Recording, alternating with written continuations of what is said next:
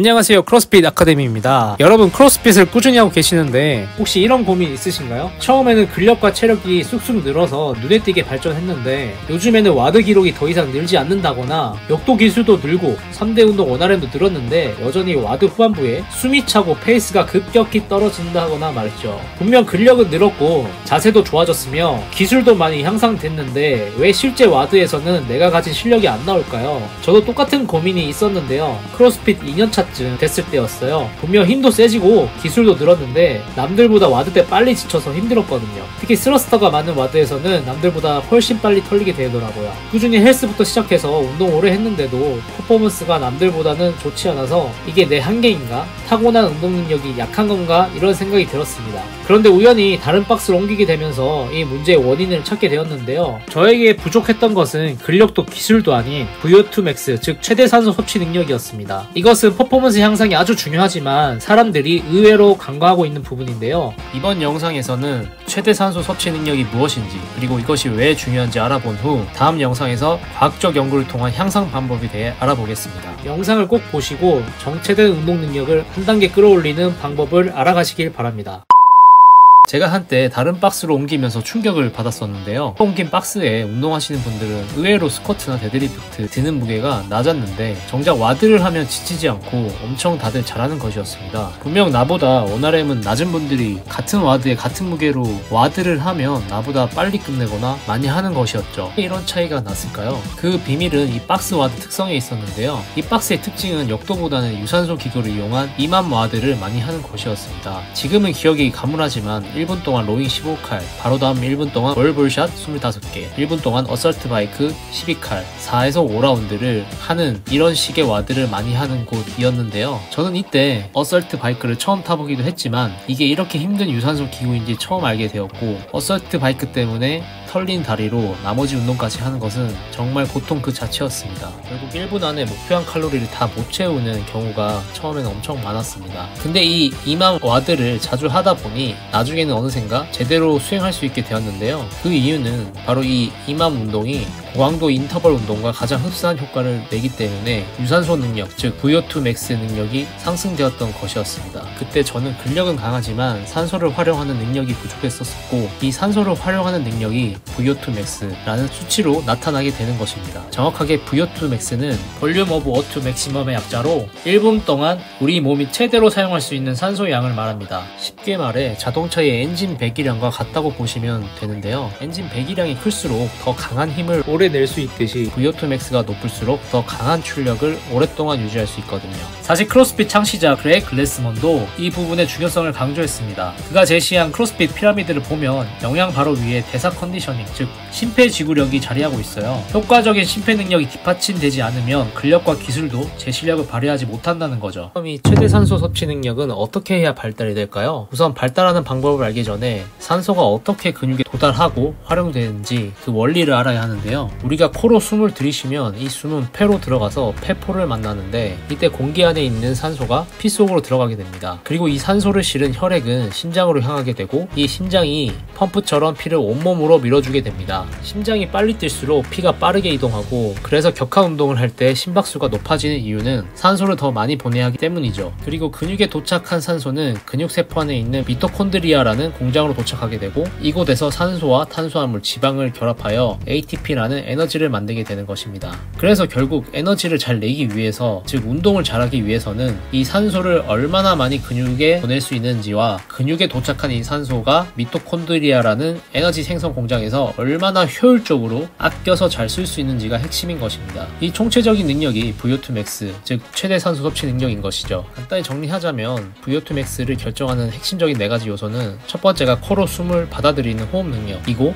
두 번째는 폐에서 산소를 혈액에 보내는 능력, 세 번째는 심장의 펌프 능력, 네 번째는 근육 내 산소 활용 능력입니다. 결국 이 각각의 요소가 잘 발달되어 있는 사람이 산소 활용 능력이 좋은 것이고 이런 사람을 유산소 능력이 좋다고 하는 것이지요. 그럼 이 각각의 요소를 어떻게 발달시킬 수 있을까요? 각각 대표적으로 첫 번째 호흡 능력은 복식 호흡 및 IMT 기구를 통한 훈련을 통해서 발달시킬 수 있고, 두 번째 폐에서 산소를 혈액으로 보내는 능력은 고지대 훈련 및 저산소 트레이닝을 통해서 발달시킬 수 있습니다. 세 번째 심장의 펌프 능력은 고강도 인터벌 트레이닝이나 최대 심박 운동을 통해서 발달 가능하고, 네 번째 근육 내 산소 활용 능력은 존투 운동 등으로 향상시킬 수 있습니다. 물론 각각의 요소 중에는 선천적으로 타고난 능력이 크게 작용하는 것도 있습니다. 그중 가장 타고난 것이 바로 폐에서 산소를 혈액에 보내는 능력인데요. 이것이 발달한 사람들의 공통된 특징은 대부분 고지대 출신의 사람들이 많다는 것입니다. 고지대는 산소 농도가 희박하기 때문에 폐에서 산소를 혈액으로 보내는 능력이 타고나게 발달하여 태어나는 사람이 많고, 또 그 환경에서 계속 살기 때문에 자라나며 몸이 적응하는 면이 많기 때문입니다. 그러므로 이 능력을 향상시키기 위해서 가장 좋은 방법은 고지대 훈련이나 저산소 트레이닝인데, 대부분 어린 시절 폐 성장기에 폐포의 개수, 확산 면적 등이 결정되기 때문에 훈련으로 늘리는 데는 한계가 있다고 합니다. 그리고 호흡 근육 훈련 역시 복식 호흡이나 횡격막 활성화 운동, IMT 기구를 통한 운동으로 호흡근 지구력, 폐활량이 좋아지긴 하나 실질적으로 이것이 운동 향상 능력으로 연결되기에는 우선순위가 떨어진다고 합니다. 그 이유는 앞서도 말했지만 그 뒤에 여러 과정에서의 산소 활용이 더 중요하기 때문에 호흡 훈련보다는 실질적인 유산소 운동 훈련이 중요한 것이지요. 하지만 당연히 이런 호흡 훈련도 한다면 분명 단순히 거칠게 호흡할 때보다는 안정적으로 호흡하는 데 도움이 된다고 합니다. 결론적으로 이 중에서 가장 중요한 것은 심장의 산소 운반 능력, 근육 내의 산소 활용 능력이 가장 중요한데, 그 이유는 운동을 통해 개선 가능하고 운동 효과가 크고 운동 퍼포먼스에 가장 효과가 크기 때문입니다. 그래서 대부분 유산소 능력 향상을 위해서 하는 운동들이 인터벌 훈련이나 존투 훈련이 많은 이유도 여기에 있습니다. 근데 크로스핏 와드만 해도 체력이 좋아짐을 느끼는데 크로스핏 와드만 꾸준히 하면 되는 거 아니야 라고 생각하시는 분들도 있을 텐데요. 초보자 단계에서는 맞는 말일 수 있습니다. 크로스핏 와드 자체가 고강도 형태의 운동이기 때문에 입문 초창기에는 VO2 max를 비롯한 체력이 눈에 띄게 좋아집니다. 그러나 중급자 단계에 이르면 이야기가 달라지는데요. 크로스핏의 다양한 매트콘은 심폐지구력을 어느 정도 높여주지만 그것만으로 VO2 max를 극한까지 올리기는 어렵다는 지적이 있기 때문이죠. 한 외국의 크로스핏 코치는 크로스핏 매트콘은 VO2 max 향상에 최적화되어 있지는 않다. VO2 max를 극대화하려면 단조로운 지구력 운동이 필요하다라고 말합니다. 크로스핏 운동이 짧고 강하게 전력을 내는 구간이 많다 보니 무산소성 대사가 이루어지는 것이 많고, 이는 산소 소비를 최대화하는 구간을 제한한다는 것입니다. 또한 새로운 자극 없이 매번 비슷한 와드 강도만 반복하면 우리 몸은 거기에 적응해 더 이상 VO2 max가 늘지 않고 정체 현상이 옵니다. 다양한 연구에서도 높은 강도이지만 비슷한 강도로 계속 훈련하면 초기에는 VO2 max가 상승하지만 곧 정체에 이른다고 합니다. 그래서 또 한 번의 성장을 위해서는 VO2 max 향상시키기 위한 별도의 운동이 필요한 것이죠. 그런데 여전히 크로스핏에서 근력과 기술이 더 중요하다고 생각하시는 분들도 많으실 거예요. 맞습니다. 크로스핏은 파워와 기술을 겨루는 스포츠니까 당연히 근력과 기술이 중요하죠. 하지만 엔진이 뒷받침되지 않으면 그 힘과 기술을 끝까지 활용할 수 없다는 게 문제예요. 실제로 저희 박스에서도 저보다 역도 및 3대 운동 원RM이 더 높은 친구가 있지만 정작 와드에서는 저보다 빨리 지치고 기록이 좋지 않은 친구들이 있어요. 이런 친구들을 보면 패턴이 비슷합니다. VO2 max가 낮은 사람은 와드 내내 심박수가 최대치에 달해 숨이 가빠지고 동작 사이에 호흡을 가다듬느라 불필요한 휴식 시간이 길어져요. 또한 근육의 산소 공급이 부족하니 젖산이 쌓여 동작이 느려지고요. 반면 VO2 max가 높은 선수는 와드 내내 어느 정도 여유 호흡을 유지하면서 근육의 산소 공급이 비교적 원활하기 때문에 페이스가 크게 떨어지지 않고 꾸준히 진행할 수 있어요. 심지어 힘든 동작 후에도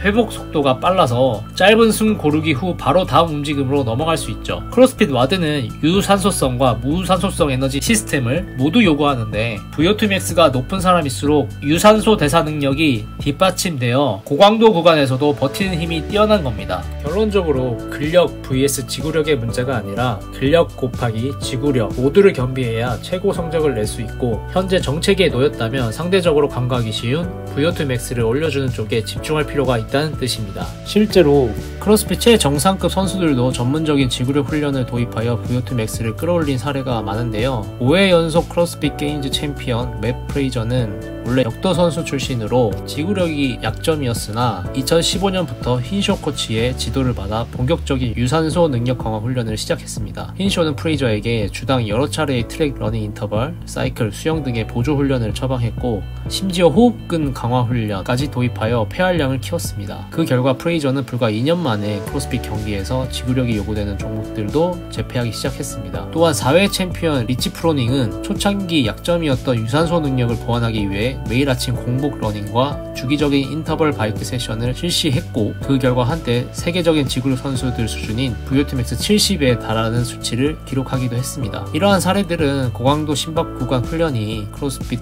선수들의 경기력 향상에 핵심적인 역할을 함을 뒷받침하는 사례라고 볼 수 있습니다. 크로스핏 경기는 다양한 시간 및 여러 종목에서 체력을 겨루지만 그 공통 기반은 강력한 심폐지구력이며 엘리트 선수일수록 이를 높이기 위한 훈련에 많은 투자를 하고 있습니다. 실제로 한 연구에서 상위 5%의 크로스핏 선수들과 일반 수준 크로스핏 참가자들을 비교한 결과 상위 선수들이 VO2max가 약 19%로 더 높았다고 해요. 같은 와드를 하더라도 엔진 용량이 큰 선수들이 더 오래 높은 페이스를 유지하며 좋은 성적을 내는 거죠. 이게 당연한 거 아니냐라고 할 수도 있지만, 크로스핏을 잘하고 싶은데 박스에서 항상 역도만 하고 기술만 익히는 사람들에게 점을 주는 연구라고 볼 수 있습니다. 이처럼 VO2max 향상은 크로스핏 정체기를 돌파할 수 있는 강력한 무기입니다. 현재 정체기에 놓였다면 상대적으로 간과하기 쉬운 VO2max에 집중해보세요. 심폐 능력이 한 단계 더 성장한다면 와드에서 지치는 순간이 훨씬 줄어들고 더 많은 랩과 더 좋은 기록을 만들어낼 수 있을 거예요. 회복력도 좋아져서 다음 훈련 준비도 더 수월해질 거고요. 오늘은 VO2max가 무엇이고 왜 크로스핏에서 중요한지에 대해 말씀드렸는데요. 이런 원리를 알고 운동해야 효과가 있기 때문에 최대한 쉽게 설명해 보았습니다. 궁금하신 점은 댓글로 남겨주시면 답해드리거나 중요한 질문에 대해서는 별도 영상을 만들어 보겠습니다. 다음 영상에서는 실질적으로 크로스핏을 하면서 어떻게 VO2max 향상 훈련을 병행할 수 있을지, 구체적인 인터벌 프로그램을 어떻게 짜야 할지 등 바쁜 직장인들을 위한 실전 방법들을 준비해 보겠습니다. 오늘도 시청해 주셔서 감사합니다. 영상이 도움되셨다면 좋아요와 구독 부탁드리겠습니다. 감사합니다.